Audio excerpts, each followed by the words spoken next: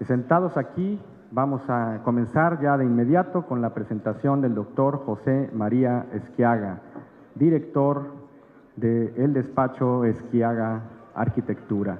Gracias. Muchas gracias. Empecemos. Sí. Tu presentación, Esquiaga. ¿Presentación? Sí, está ya, perfecto, todo funciona. Sí. Sí.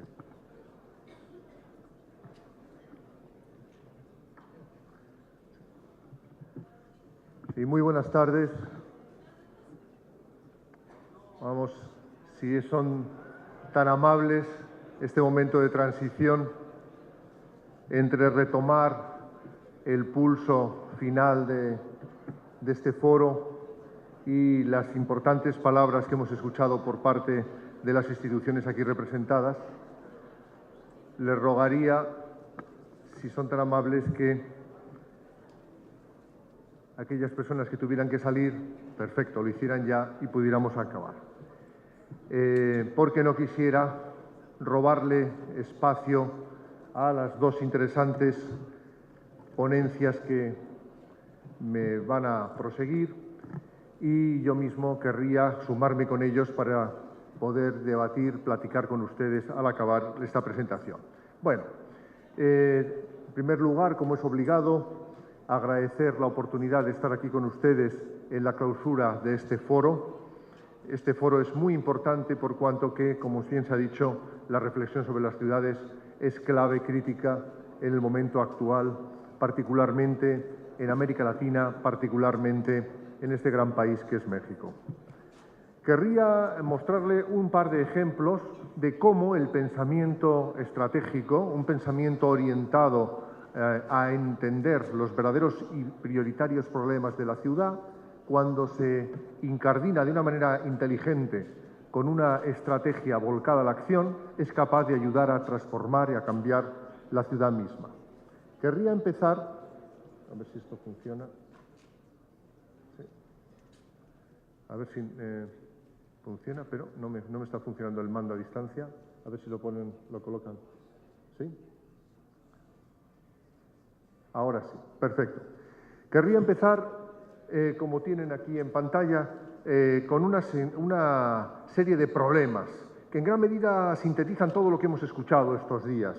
Nuestras ciudades tienen graves problemas en toda esta lista extensa de temas que abordar, desde la fragmentación social, es decir, el problema de la segregación, fragmentación, división, desigualdad e inequidad que marcan gran parte de la organización actual de nuestras ciudades, estas imágenes de Venezuela, Caracas, de San Pablo,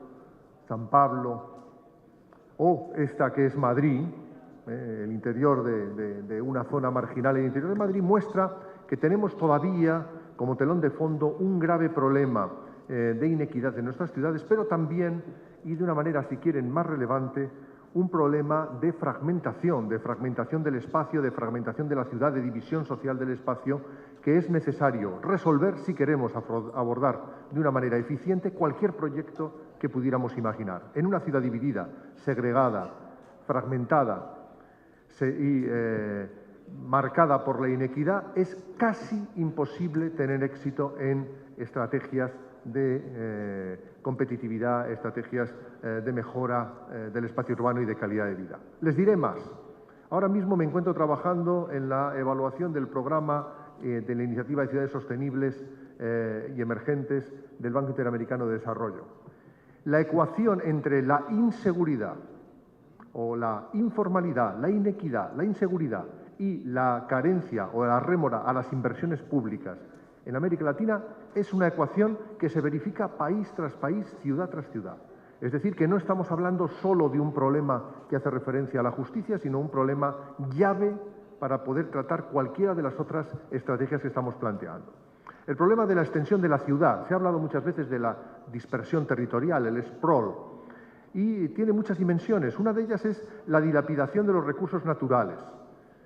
Sobre ese punto, el caso español puede ser ejemplo, en muchos casos negativo, del impacto que la carencia de previsión y durante mucho tiempo la carencia de sensibilidad ha producido en nuestras costas, ha producido en el entorno de nuestro litoral, pero igualmente la dispersión territorial tiene un coste en términos operativos, en términos del mantenimiento de la ciudad real en sus infraestructuras, empezando por la comunicación, por la movilidad, por el transporte y concluyendo con los servicios urbanos más básicos.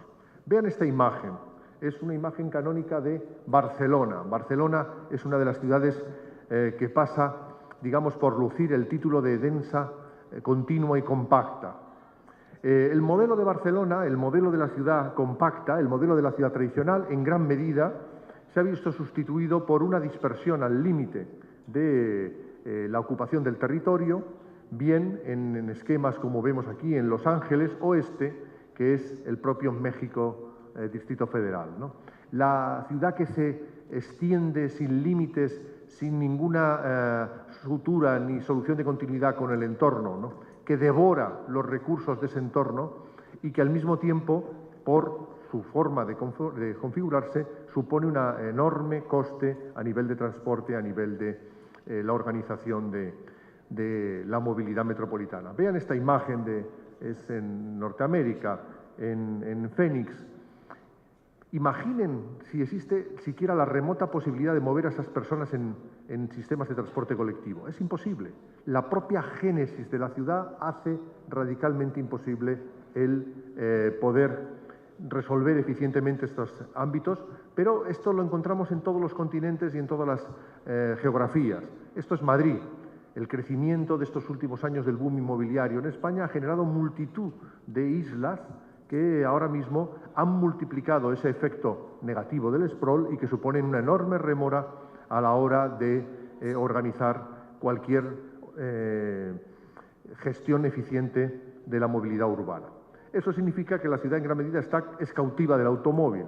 El automóvil ha venido como un invitado, en algunos casos tardío, y es muy interesante, vean esta imagen tomada en una gran metrópoli asiática, ¿no? Que al mismo tiempo que Boston o Madrid soterran y eliminan sus infraestructuras, sus grandes autopistas urbanas, en Asia se multiplican y se superponen, alterando radicalmente la configuración de la ciudad, se superponen como una estructura recién llegada que redefine el funcionamiento de todo.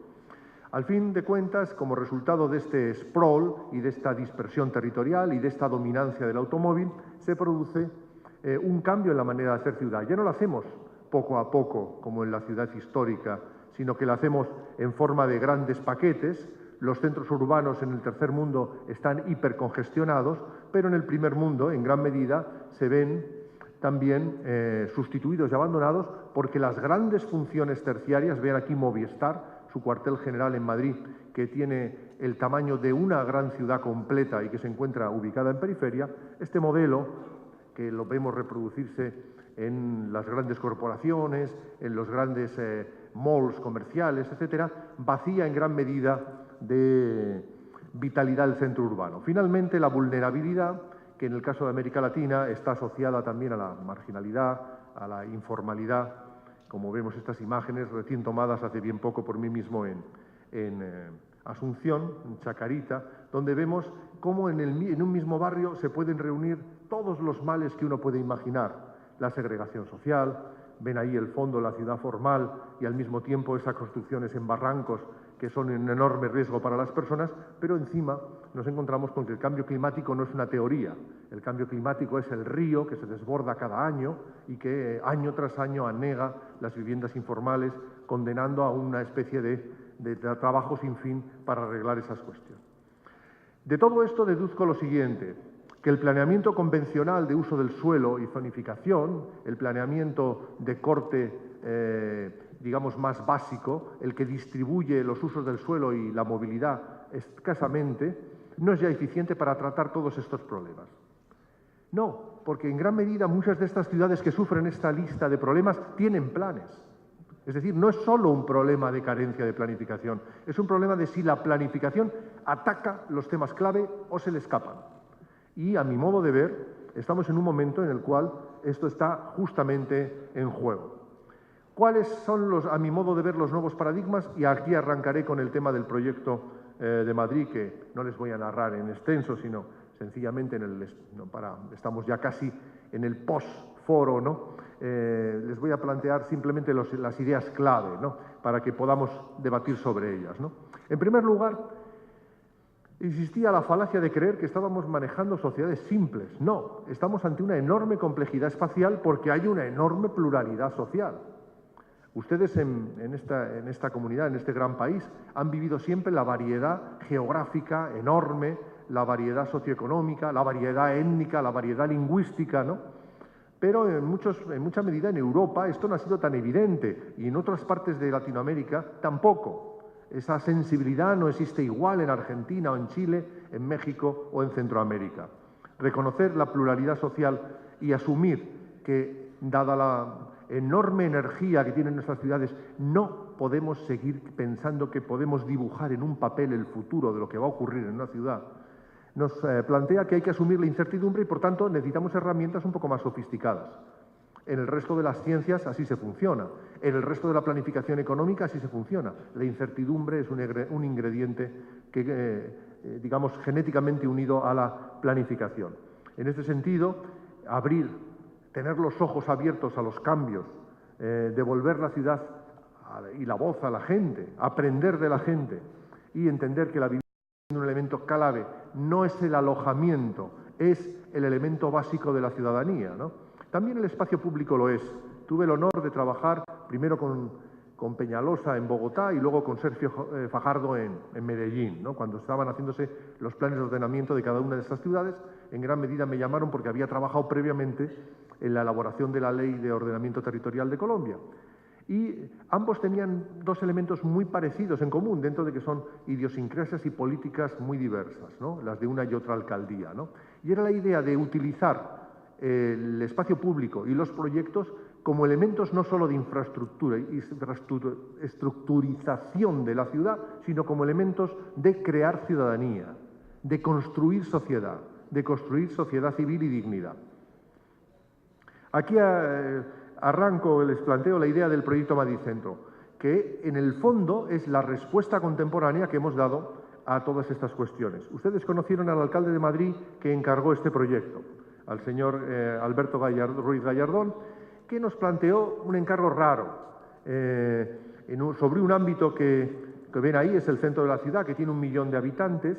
Se nos planteó, como ven acá, que pensáramos estratégicamente, que no pensáramos desde los límites reducidos, a veces muy miopes, de la legislación vigente, sino de lo que habría que hacer. Piensen ustedes en qué querrían hacer, qué habría que o qué necesitaría Madrid, y lo hicimos desde un pensamiento de largo plazo, abierto, y desde la innovación, es decir, pensando que son los proyectos los que tienen que cambiar las leyes, y las leyes tienen que cambiar para hacernos posibles, hacer mejores proyectos, construir mejor ciudad, y no al revés. En este proyecto partimos de una idea que hasta ahora en el planeamiento, al menos en el caso español, estaba totalmente ajena y que en gran medida yo he aprendido de la experiencia latinoamericana, y es: no hay ciudad sin ciudadanía. Por tanto, primer punto de partida, una nueva cultura ciudadana, es decir, la idea de calidad de vida, de espacio público, de promover una ciudadanía desde lo complejo y la variedad. Una nueva identidad que no sea la uniformidad, sino que reconozca fundamentalmente las diferencias de la ciudad compleja, pero que al mismo tiempo, esta ciudad compleja, que en el caso de Madrid se compone de viejos y nuevos madrileños, los nuevos madrileños reúnen digamos, casi un centenar de nacionalidades y etnias distintas, lenguas y maneras de pensar. Y lo sintetizo en esta imagen que a veces me gusta poner. Fíjense que es un colegio de la periferia de Madrid, no sé si la ven bien, es una fiesta ecuatoriana de migrantes o de madrileños de origen ecuatoriano, de la Virgen del Quinche. Es para mí el paradigma de lo que entiendo por ciudadanía y espacio público. Un colegio se transforma fuera del horario escolar en un ámbito, en un atractor de la expresión de una comunidad determinada, y ese espacio que ven ustedes son canchas de baloncesto, se convierte en un espacio público. El espacio público es la gente, no es el proyecto de los arquitectos. El espacio público es el uso que la ciudadanía misma hace de los lugares, y tanto seremos mejores arquitectos cuanto más posibilidades demos a la gente de inventar y crear sus propios espacios, usar de manera creativa sus propios espacios. En este ejemplo de participación ciudadana con los niños en el barrio de Begoña, y en tantos otros, plasmamos un poco esa misma idea de que esa participación y ese construir ciudadanía tiene todos los registros. Otro elemento esencial, el número 3 de los principios sobre los que se apoya este plan, es el tema de la cohesión social, que hasta ahora es el elemento crítico en el caso de nuestras ciudades. Frente a fragmentación, cohesión. Frente a división y digamos, dominio del automóvil sobre los ciudadanos, espacio público. La idea de un nuevo urbanismo, finalmente, aborda los desafíos desde la idea de la ciudad que se transforma y se recicla, y no solo de la ciudad que crece. Ojo, porque probablemente ustedes piensen, bueno, pero el urbanismo, eso puede ser verdad en Europa, pero en América Latina no es verdad, porque nosotros tenemos que absorber el problema del crecimiento, etc. No es así. Ustedes tienen que absorber, y perdonen que sea tan radical, el problema de la mejora y de la transformación urbana, porque son un continente urbanizado. En Asia todavía tenemos un recorrido, el 50% del continente está en este momento urbanizado, es población urbana, pero en América Latina está en el 85%. Es decir, tienen el mismo ratio de urbanización que Europa. Son un continente urbanizado, un continente de ciudades. Ahora bien, un continente de ciudades no significa un continente de ciudades óptimas. Existen todos estos problemas que he comenzado señalando. Por tanto, el nuevo urbanismo de transformación y reciclaje es un urbanismo que incorpora la expansión, pero incorpora fundamentalmente la transformación o el cambio de la ciudad misma. Es un cambio de mentalidad. Finalmente, el centro de Veracruz, el centro del DF, es decir, lo que llamamos ciudad, es un enorme activo económico, puesto que ha sido el objeto de la inversión de generaciones y generaciones. Y en este sentido hay que entenderlo y protegerlo como parte de nuestro patrimonio, pero no solo arquitectónico y cultural, sino de, por así decir, la inversión, el esfuerzo, el sacrificio de muchas generaciones que han dejado en esa ciudad su huella. Las estrategias para desarrollar este proyecto las organizamos en 6 puntos. La idea de una nueva ordenación urbana significaba, vamos a planificar la ciudad de Madrid con menos automóvil, reconquistando espacio para el ciudadano. Es la misma idea de Bogotá, pero más radical, llevada un poco al extremo. En Bogotá, lo que se planteó el alcalde Peñalosa es recuperar la posibilidad de que el ciudadano, el peatón, pudiera moverse por las calles de Bogotá. Era imposible, no había andenes, como ellos denominan, o aceras, como nosotros decimos, que pudieran permitir ese paso por la ciudad. Nosotros planteamos una reorganización de la distribución del espacio público, ahora verán, una movilidad sustentada sobre el transporte público, una naturalización de la ciudad, es decir, la incorporación del verde dentro de la ciudad, abrir espacios a la innovación, entender la cultura como un resorte. Antes estaba acá el director general de Cultura y Patrimonio de la Comunidad de Madrid, que justamente desarrolla políticas en esta línea de entender la cultura como un activo económico, no como una gratuidad adicional, como algo superfluo que se puede prescindir. Es un activo económico y finalmente la arquitectura, que se define también desde la transformación y el reciclaje de esos espacios. No voy a contar todo, porque sería muy largo, pero en la idea de nueva ordenación urbana partimos, voy a enseñarles esto, ven aquí, aunque sea en la distancia, unas calles, es la forma de la ciudad de Madrid, de esta parte central de la ciudad de Madrid. Se ve mucho verde y se ven unas calles que están dibujadas en verde y otras calles en blanco. En la propuesta que hizo suya el Ayuntamiento de Madrid, el planteamiento es que en algún momento, progresivamente, de una manera gradual, las calles que soportarán el tráfico de paso serán solamente aquellas que hoy en día tienen la mayor intensidad diaria, y la mayor parte del tejido de calles de la ciudad pueden perfectamente ser calles donde domine lo local, donde el tráfico del automóvil sea un tráfico solo de los propios residentes o de los comerciantes de esos ámbitos, ¿no? Por tanto, eso llevado al conjunto de la ciudad nos permite hacer lo siguiente. Ahora mismo tenemos, tomando un ejemplo de un grupo de estas manzanas, pongamos estas de aquí, de estas cuadras, que el 61% del espacio público ahora mismo en este trozo de ciudad es asfalto. Es decir, que se le da al automóvil. Ahora bien, ¿se lo merece o no se lo merece? Yo no tengo nada contra el automóvil, de hecho yo mismo, igual que casi todos mis compatriotas y tantos mexicanos, tenemos uno o varios automóviles, ¿no? El problema es que el automóvil no puede ser el elemento al cual organicemos ni nuestra vida ni la ciudad misma, ¿no? Y el planteamiento en este caso es, demos al automóvil ni más ni menos que lo que significa su contribución, más o menos, al sistema de la movilidad urbana. Y en el caso de Madrid eso significa lo siguiente, se lo voy a resumir muy rápido. La mitad de los viajes que realiza la gente dentro de la ciudad de Madrid los realiza caminando. De los viajes motorizados, realizan mediante transporte público el 70% y mediante automóvil el 30%. Luego de la mitad, el 30%. Del total, el 15%. ¿Por qué le damos el 61% del espacio público a una máquina que solo resuelve el 15% de las necesidades de desplazamiento de las personas, ¿no? Hay un desequilibrio, hay la necesidad de ajustar esa cuestión, que es lo que planteamos en esta propuesta. Si al automóvil se le da prioridad, no en todas las calles, sino en un número algo más reducido de calles, y otras tantas calles se plantean para el automóvil del uso de los residentes, realmente la solución se parece un poco más, sigue siendo primado el automóvil, pero se parece un poco más, por lo menos, a la distribución de los viajes mecanizados. Es decir, que el asfalto viene a ser el 27%, el espacio público con dominancia peatonal el resto, y sencillamente, solo por tomar esa decisión, se podrían plantar 271 árboles en un pequeño ámbito de 12 cuadras.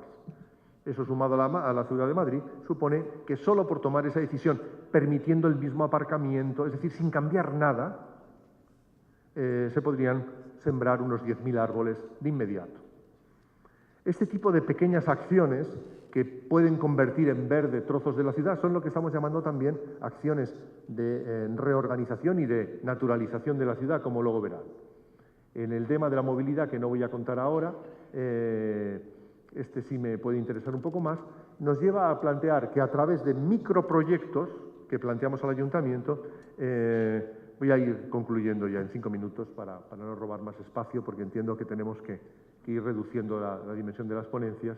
En estos minutos que me quedan, simplemente comentarles que vean que la ciudad tiene o se ve atravesada por unas líneas verdes. Estas líneas verdes son parques que existen en gran medida, pero se pueden convertirse en verdaderos itinerarios, corredores ecológicos, corredores verdes, si hacemos microacciones baratas, acciones no costosas, no macroproyectos. La ciudad ya tiene un macroproyecto, es el proyecto del río, del cual les habló el alcalde Gallardón.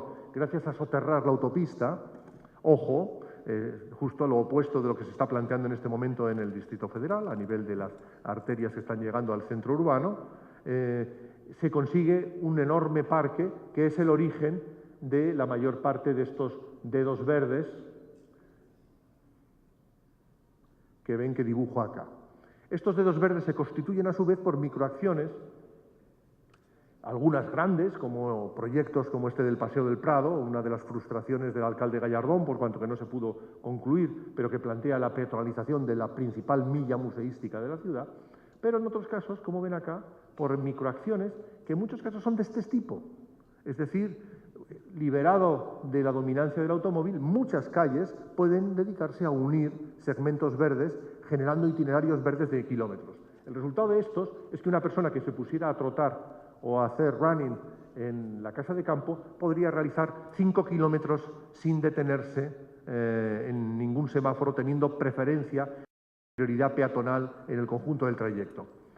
Si queremos dar una alternativa al sprawl, a esas personas que se van al campo buscando la naturaleza, tenemos que conseguir que la naturaleza vaya a la ciudad, no las personas huyan de la ciudad buscando la naturaleza. Esa es un poco la clave que está detrás de todo esto, ¿no?